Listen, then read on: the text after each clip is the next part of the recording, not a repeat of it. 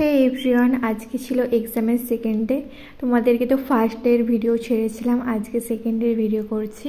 আর তোমরা তো সবাই জানো আমাদের পরীক্ষার সেন্টার কোথায় পড়েছিল, ওই জন্য এই বাসে উঠে পড়েছি, এবার যাচ্ছি।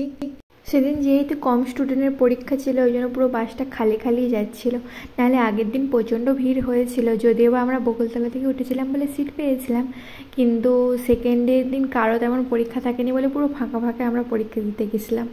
সেদিনও একই টাইমে বাস থেকে নেমেছিলাম, আর ওই দিন কুয়াশা থাকেনি সেরকমভাবে, কিন্তু মেঘলা করেছিল। সকালবেলাটাতে সেরকম রোদ বেরোয়নি।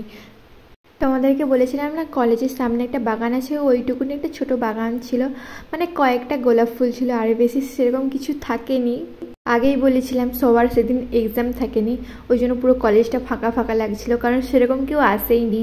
আমরা দুজন গিয়েছিলাম আর কয়েকজন গিয়েছিল মোটামুটি, তারা সেই দিকের দিকে ছিল, আর আমরা এই দিকের দিকে আমার বান্ধবীটা ফটো তুলছিল বলে গিয়েছিল, আমি ওখানে দাঁড়িয়েছিলাম। তারপরে ভাবলাম সবাই যেদিকে আছে একটু আমরাও ঘুরে আসি, কীরকম সেই দিকটা দেখে আসি। আগের দিন তো যাওয়া হয়নি, ওই জন্য আজকেই যাচ্ছিলাম।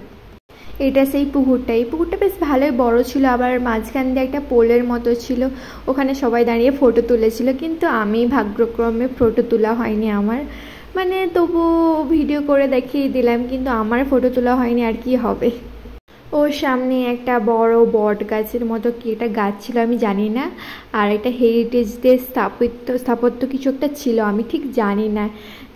তারপরে ভাবলাম খাবো, কারণ বাড়ি থেকে তো খেয়ে যায়নি, আর ওই জন্য মা সকালে চাউমিন বানিয়ে দিয়েছিল, ওখানে বসে ওটা খাচ্ছিলাম সবার সামনে। যদিও বা সবাইকে আমি বলেছিলাম খাওয়ার কথা, কেউই খায়নি, আমি একাই খেয়েছিলাম ওই জন্য। আর ওই হেরিটেজদের স্থাপত্য নিয়ে আমি কিছু না বলতে পারার কারণ হচ্ছে আমি কলেজটা সম্পর্কে সেরকম কিছু জানি না, সেই জন্য তোমাদেরকে আর বলতে পারলাম না, সরি। তারপরে দেখি সব ছেলেগুলো টুগলি করায় ব্যস্ত, সব নোটসগুলোকে কেটে নিয়ে যাচ্ছে পরীক্ষায় লিখবে বলে। তা বলে আমি টুকলি করিনি, আমারও তো সাহস নেই টুকলি করার, ওই জন্য আমি ওসবে নেই বাবা। তারপরে গেলাম ক্লাসে, গিয়ে সিট খুঁজছিলাম, তারপরে সিট পেয়ে গেছি। এখানে আমার লাস্ট বেঞ্চের আগের বেঞ্চে সিট পড়েছে।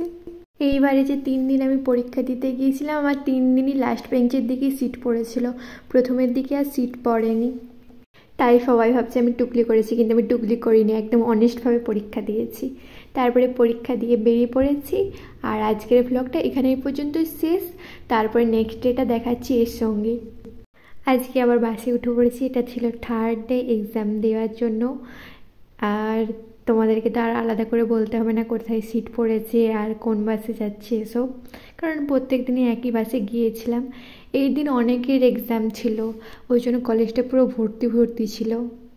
আজকে গোটা 5th সেমিস্টারের সবার এক্সাম ছিল, কারণ এটা কমন পেপারের মতো, ওই জন্য সবারই এক্সাম ছিল, সবাই গিয়েছিল। আর আমাদের সিট পড়েছিল একটা বড় হল রুমে, যার 3টে রো ছিল। আর আজকেও আমার লাস্টেই সিট পড়েছে, সেটা তোমাদেরকে তো আগেই বলেছি। আর আমার আজকে সাবজেক্ট ছিল হিউম্যান রাইটস। প্রথমবার এক্সাম দিচ্ছি, কেমন হবে জানি না।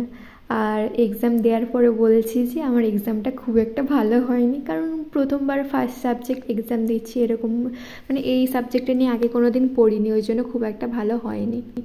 আশা রাখছি পরের বারে ভালো এক্সাম হবে, আর তোমরাও যেন ভগবানের কাছে প্রে করো যাতে আমার এক্সামটা পরের বারে ভালো হয়। তারপরে আমরা এক্সাম দেওয়ার পরে ওই কলেজটার উল্টো দিকে একটা বেঞ্চের মতো ছিল, যেখানটা মানে পার্কের মতো বলেছিলাম, ওখানে বসেছিলাম, কারণ আমাদের বান্ধবীদের পরীক্ষা বাকি ছিল। আমাদের ছিল 2 ঘন্টার এক্সাম, আর ওদের ছিল 3 ঘন্টার, ওই জন্য আমাদের 1 ঘন্টা আগেই এক্সামটা হয়ে গেছিলো, ওই জন্য বসেছিলাম ওদের জন্য। আমরা যে বেঞ্চটা বসেছিলাম ওর পেছনেও একটা পুকুর ছিল, আর পুকুরটা সেপারে ছিল জিরাট স্কুলটা বিশালই বড় ছিল যদিও বা।